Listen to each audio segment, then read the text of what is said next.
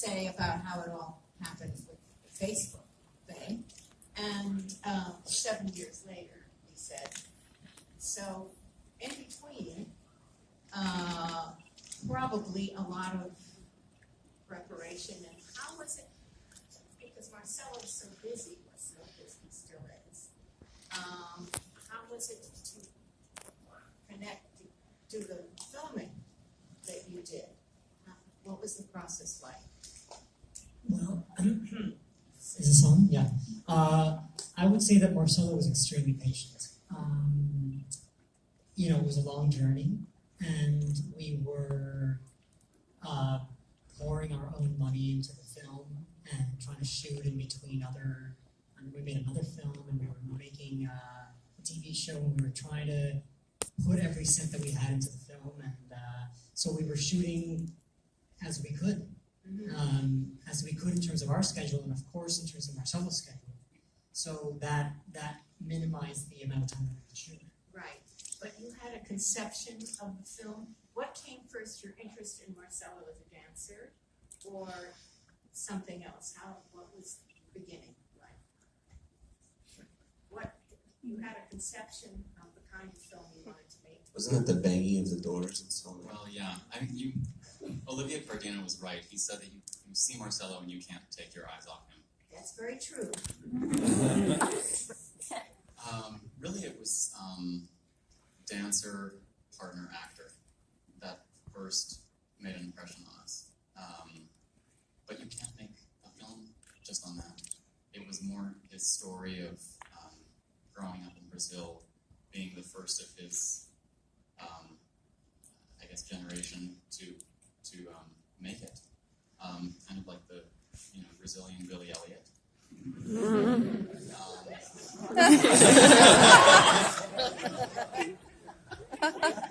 So it's just a story. Right. Well, what's really fantastic is to see the footage of the young Marcelo, and there's quite a bit of it, and you see right away that this is a destination, this is destiny, You had all this footage at your disposal. Was it something that... Yeah, I think it was just tucked away in, VHS tape somewhere at home in Brazil. But, as far as to answer your question, your previous question as well, we would experience some amazing trips together, like in Russia and Japan, and we knew by the end of those trips that we had something. We had almost like gold, because it's so hard to get access to ballet, to actually film it here in the States because of rights and everything. So it was really, we knew we had something, and we all had to be patient in order to get to where we are today, because I knew that it's a film that I really wanted to invest for just the years to come, for the future, Well, it's an exceedingly honest film in every way, and with a lot of humor and a lot of sadness. And it would appear that your dad has still not come to see you, or has he come to New York now for your 20th? No, he hasn't. No. My 20th is in May, and we shall see. Has he promised? He did see the film. He saw the film recently. Yes. And he did say, when is Marcelo's 20th anniversary? What's the date? Which I don't. I did want to say a little bit about why Marcelo, and I think it's part of hopefully what you see in the film, which is that I think he wears his heart on his sleeve, and that's really attractive to us. Sometimes when you go to ballet, especially for people who don't know dance, it can feel very cold and distant. And a lot of dancers can sometimes feel like, they're very regal. And Marcelo just draws you in. He's so warm.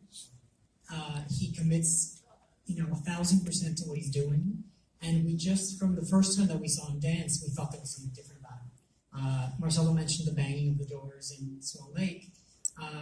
When he realizes his mistake and he runs to the back and bangs on the doors, he really bangs on the doors. And we were like, who is that guy? We wanted to get to know him. And I think what we were hoping to do with this film and what we try to do with the other documentaries we've made is to make you feel like you're in the room with him. To create a rapport that's close enough so that it feels, even though the camera's always there and you always have that intermediary, but you feel like a comfort level so that Marcelo can speak to us as if the camera's not there. So you get that immediacy. And I was so comfortable that some of my outfit choices and hair choices, they were not right, but they were amazing. Being in the room, but not being in the room. With Veronica Park, with the sleep when you're trying, that was really a terrific sequence. You were actually, David and James were here with a film, 2 years ago, American Cheerleader. So, some of you may have seen it. Yeah. So, it's so honest that we feel your pain, and yet there you are when you're performing. Your heart is in your sleeve because you know that your left foot, is giving you a problem. And I know that you're still dancing because you just did, and you are with ABT dancing character roles and so forth. I would hope that your pain quotient is less. Yeah, I'm not going anywhere. I'm staying.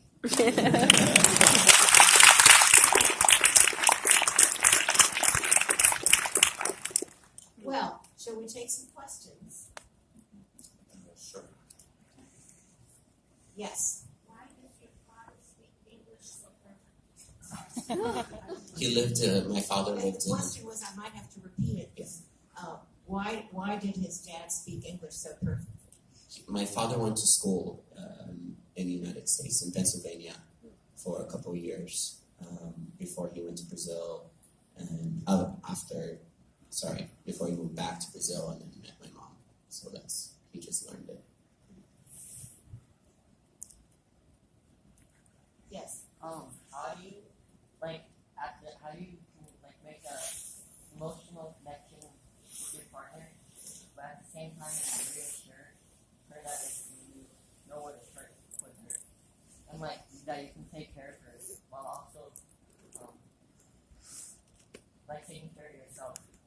How do you make an emotional connection with your partner and still think about yourself and your role? Well, like I said in the movie, I start by not thinking about myself, really. I think about my partner first, and then seeing where that relationship is going to build.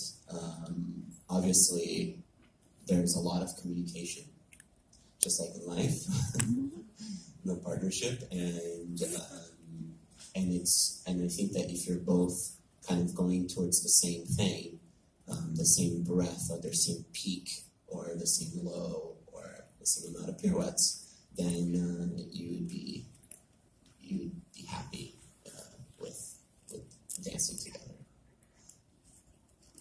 Maybe someone over there.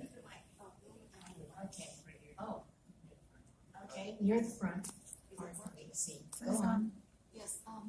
When you first heard about this project, what was your initial thought about this project? Can you speak a little louder? Yes. What was your initial thought about when you heard about this project? Also, what was the hardest thing about working on this documentary? So the question Yeah. was, what was your initial thought when you heard about this project, and what was the hardest thing about making this documentary?